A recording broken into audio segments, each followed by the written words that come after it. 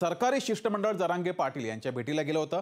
24 डिसेंबरच्या अल्टिमेटमवर विचार करावा असं सरकारी शिष्टमंडळाकडून सांगितलं गेलंय। मात्र 24 डिसेंबरचा आग्रह जरांगेने धरू नका असं सुद्धा गिरीश महाजन यांनी म्हटलंय। सरकारनं 3 अटी पाळल्या तर वेळ वाढवावा लागणार नाही असं जरांगे पाटील यांनी म्हटलंय। वेळ वाढवून द्यायला लागेल असं वाटत नाही असं सुद्धा जरांगे पाटील यांनी म्हटलंय। रात्री ड्राफ्ट वाचून उद्याच्या बैठकीत चर्चा करू असं सुद्धा जरांगेंनी म्हटलंय।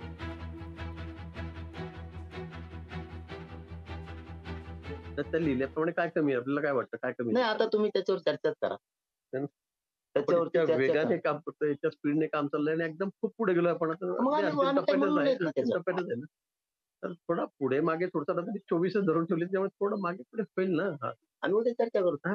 तर आमचे तेच म्हणणं आहे की एकदम असं आम्ही उद्या आता चर्चा करू. शेवटी आमचा काही प्रामाणिकपणा दिसत नाही तुम्हाला सरकारचा की नुसतं थोडंफार ढकल मागं चाललेला पुढं आहे सरकायचं, आम्ही उद्या का चर्चा आमचा करू. वेळ काढूपणा चाललाय असं तर नाही नाही समज नाही ना. हे बघा, मी तर हा म्हणलो असतो डायरेक्ट. मी जे बोलायचे केशीबद्दल बोललो.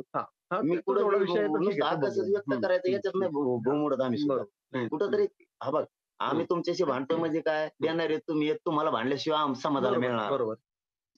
वेळेची आवश्यकता लागेल मला असं वाटत नाही। त्यांनी जर एकदा भौनी कागद वाचला कारण आणखी नाही 8-10 दिवस आहेत, थोडे दिवस नाहीत। आम्ही 17ला बैठक ठेवली म्हणजे 24चा त्यांचा वेळ कमी केलेला नाही। हा सरकारचा गैरसमज असून आमची विनंती, आम्ही तुमचा वेळ कमी केलेला नाही।